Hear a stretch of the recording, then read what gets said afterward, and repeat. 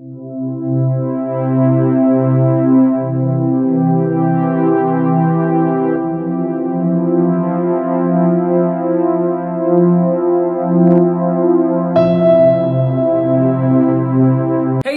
what's up with you? Thank you so much for tuning back into my channel. It's hashtag #winners and I'm your personal auxiliary Vinay Panikar.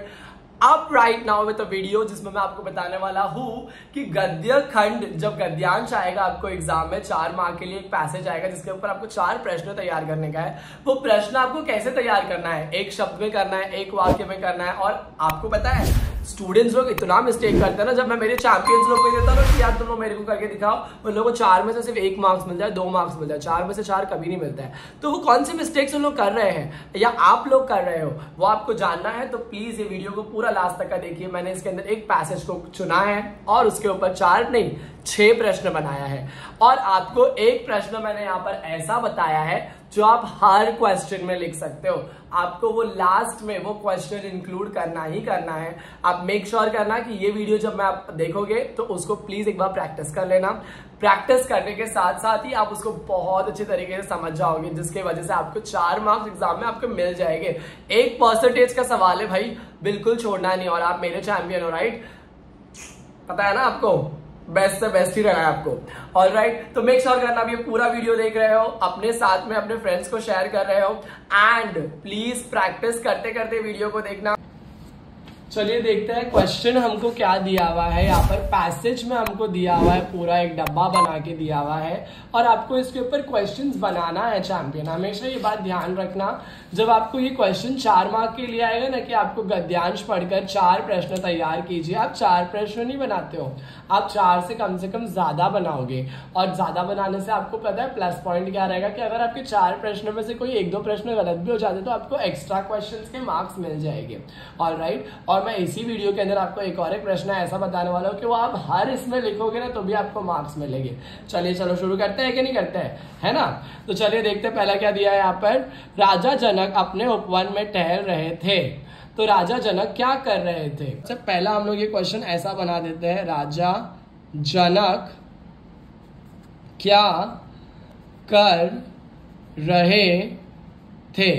क्योंकि अगर हम लोगों ने first sentence miss कर दिया ना तो आगे का जो सेंटेंस का जो क्वेश्चन फॉर्मेशन रहेगा वो परफेक्ट नहीं रहेगा। ऑलराइट, तो राजा जनक उपवन में टहल रहे थे, उनके मन में अनेक चिंताएं थी। राजा जनक के मन में क्या थी? चिंताएं थी। तो 1 वर्ड का आंसर हो जाएगा, वैसा नहीं चलेगा। ऑलराइट, उनके अनेक प्रश्न उन्हें घेरे हुए थे।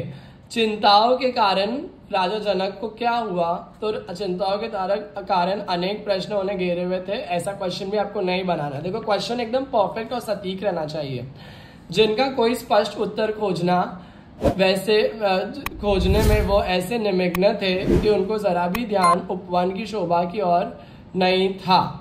तो राजा जनक का ध्यान उपवन की शोभा की ओर क्यों नहीं था? राजा जनक का ध्यान उपवन की शोभा के तरफ क्यों नहीं था? यह आपने लिख दिया, राजा जनक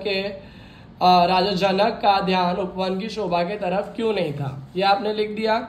चलिए आगे देखते हैं। संध्या होने लगी थी, पक्षी दिन भर के श्रम से थके अपने बसेरों में लौट रहे थे। ऑलराइट, तो यहाँ पर आप क्वेश्चन क्या बनाओगे? कौन बसेरे में लौट रहे थे? तो यहाँ पे आंसर बनेगा पक्षी। ऑलराइट, पक्षी कहाँ से लौट रहे थे? पक्षी दिन भर के श्रम से थके अपने बसेरों में लौट रहे थे।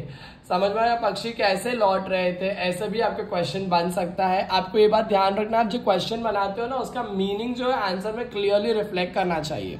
ऑलराइट, संध्या होने लगी थी, पक्षी दिन भर के श्रम से थके हुए अपने बसेरों में लौट रहे थे। पक्षी कब अपने बसेरों में लौट रहे थे?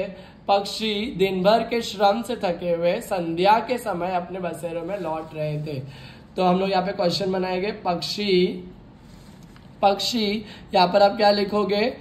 कब अपने बसेरे में लौट रहे थे? कब अपने बसेरों में लौट रहे थे? बसेरों में लौट रहे थे। संध्या के समय दिन भर के श्रम से थके हुए पक्षी अपने बसेरों में लौट रहे थे। कुछ पक्षी पेड़ों की डालियों पर बैठे पंख पसार कर अपनी थकान उतार रहे थे। ऑलराइट, पक्षी अपनी थकान कहाँ उतार रहे थे? पक्षी अपनी थकान कहाँ उतार रहे थे? पक्षी अपनी थकान कहाँ उतार रहे थे? ये आपने क्वेश्चन लिख दिया। प्रश्न 5वां जो है, 4 प्रश्न आपके ऐसे ही बन गए। अभी आपको प्रश्न 5वां और एक्स्ट्रा जो भी प्रश्न लिखने का है उसको आपको एक्स्ट्रा डिफेंस के लिए लिखना है। मतलब आपको अगर कोई मार्क्स कट जाएगा तो ये क्या करेगी, ये सारे क्वेश्चंस आपके डिफेंस में आएंगे आपके मार्क्स को प्रोटेक्ट करने के लिए। चलिए देखते हैं आगे क्या है। उनके चहचहाने से पूरा उपवन गूंज उठ रहा था। पक्षी के चहचहाने से क्या हुआ? पक्षी के चहचहाने से पूरा उपवन गूंज रहा था। पक्षी के चहचहाने से क्या हुआ? चहचहाने से क्या हुआ था? पक्षी के चहचहाने से क्या हुआ था? तो पक्षी के चहचहाने से पूरा उपवन गूंज रहा था। ये क्लियर हो गया। क्या हो रहा था तो हम लोग लिखेंगे क्या हुआ था। तो पक्षी के चहचहाने से पूरा उपवन गूंज रहा था। हमेशा याद रखना, देखो इतना बड़ा पैराग्राफ है ना, जरूरी नहीं है स्टार्टिंग के 4 लाइन में आप क्वेश्चन बनाओ और 4 लाइन के क्वेश्चन के अंदर आपके 4 क्वेश्चन बन जाए और आप आगे के पूरे पैसेज को ध्यान में ही नहीं दो। देखो कोई चीज हमेशा है ना शुरुआती टाइम में ना बहुत हार्ड लगती है, और हर चीज आपको पता है हर चीज जो है ना इनिशियल फेज में ही हार्ड लगती है। बाद में जब आपका वो एक प्रैक्टिस बैठ जाता है ना कोई भी चीज के ऊपर, चाहे भले से आप वो जिंदगी में कोई भी काम करो, स्टार्टिंग में आपको हार्ड लगेगा, बाद में जब आप प्रैक्टिस करते रह जाओगे ना उस काम को, कोई भी काम को, तो वो आपको इजी ही लगेगा। आपको ये बात ध्यान रखना है कि आपको स्टार्टिंग में हार नहीं मानना है। स्टार्टिंग में आपके मन को आपको इतना मजबूत करके रखना है कि हाँ ये मेरे शुरुआत के दिन है ना, मुझे पता है, या शुरुआत का टाइम है ना, या शुरुआती चीज है ना कोई भी काम करने की, तो आपके लिए हार्ड ही रहेगा। But as and when time passes it will become a cup of tea of your right hand. Alright, चलिए आगे देखते हैं। राजा जनक के कानों तक कोई आवाज नहीं पहुंच रही थी। धीरे धीरे अंधेरा गिरने लगा था। राजा जनक अचानक सचेत हुए। ओह, कितना अंधकार है, कौन सा दिन है, क्या आज अमावस्या है? तो यहाँ पर मुझे लगता है कि यहाँ पर कोई क्वेश्चंस ज्यादा बनेंगे नहीं, तो ऑलरेडी हमारे प्रश्न 5 बन चुके हैं। मैंने आपको क्या बोला था कि एक क्वेश्चन है जो मुझे पता है, जो मुझे आपके साथ में शेयर करने का है। मैं आपके साथ में पहले वो वाला प्रश्न शेयर कर देता हूं कि आपको यहाँ पर लिखना है उचित गद्यांश को एक शीर्षक दीजिए। ऑलराइट, शीर्षक की अगर आपको नहीं आती होगी स्पेलिंग, कहानी लेखन में दिया रहेगा शीर्षक की स्पेलिंग। शीर्षक आप ध्यान से वहां पर देख के लिख देना, और गद्यांश की स्पेलिंग देखो यहाँ पर दिया हुआ है। तो उचित गद्यांश को शीर्षक दीजिए। समझ में आया कि नहीं आया? दीजिए में आपको याद रखने का है कि आप कौन सा दीजिए लिख रहे हो। एक मिनट, मेरे को दीजिए के स्पेलिंग में थोड़ा कंफ्यूजन है। द में बड़ी ई, ज में छोटी ई और ए। ऑलराइट, यहाँ पर आपको स्पेलिंग मिस्टेक नहीं करने का। और हमेशा एक बात ध्यान रखना, मुझे आपको बताना है कि अगर आप गलती करते हो ना तो बिल्कुल शर्माने का नहीं। गलती इंसान की सबसे बड़ी ताकत है। अगर वो नहीं करेगा तो उसको पता कैसे चलेगा कि उसके अंदर सुधारने का मौका कहाँ है। और आप जब भी गलती करते हो ना तो सबसे पहले एक्सेप्ट करने का कि हाँ मुझे ये नहीं आता है, मुझे थोड़ा टाइम लगेगा, या मुझे समझने के लिए थोड़ा वक्त चाहिए।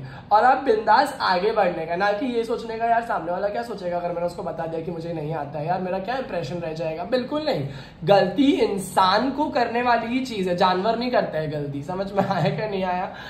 And with this we end up writing our गद्यांश के 6 प्रश्न। मैं आपको बता दूं यहाँ पर आपके 4 मार्क्स कोई छीन ही नहीं सकता है। कोई छीन के लेके अगर आपको बोलने का यार मैंने 6 प्रश्न लिखा था, 4 मार्क्स उनको देना ही देना है। With this I want you to subscribe my channel, अगर आपने सब्सक्राइब नहीं किया है तो, और प्लीज वीडियो को लाइक करना। Until we meet, all the best. I hope आपको इस वीडियो से आपका जितना भी डाउट था वो पूरा क्लियर हो गया रहेगा। एंड मैं यहाँ पर आपको बोलता हूँ कि मैं ऐसे ही सारे वीडियोस यहाँ पर आपके सामने डेली प्रेजेंट करूंगा। आई होप मेरी एनर्जी जो है वापस से बाउंस बैक हो चुकी है, and I am so super excited just to make videos right for my champions, because your exams are soon approaching, right? So make sure करना, अगर आपने मेरे चैनल को सब्सक्राइब नहीं किया, it is your privilege and duty to make sure that you are subscribing it, send it to your friends, comment down and tell me. मेरे को ना सबसे ज्यादा अच्छी एनर्जी आपको पता है कहां से आती है? आपके कमेंट्स पढ़ने से। प्लीज आप लोग इतना कमेंट करना इस वीडियो के नीचे कि मुझे ऐसा लगना चाहिए कि यार मैं सबसे बेस्ट काम कर रहा हूं। आपको पता है मेरी एनर्जी है ना सिर्फ और सिर्फ और सिर्फ और सिर्फ और सिर्फ और सिर्फ और सिर्फ आपके कमेंट से ही आती है। आप लोग इतना अच्छा कमेंट करते हो ना, मैं उसको इंस्टाग्राम पे स्टोरी लगाता हूँ, व्हाट्सएप पे स्टेटस लगाता हूँ, और मुझे उसके साथ में ना एक अलग ही जो मतलब नेक्स्ट डे का ना अच्छा वाला एक एनर्जी मिल जाता है। तो प्लीज आप कमेंट करते रहना। Okay, thank you, until we meet, bye bye.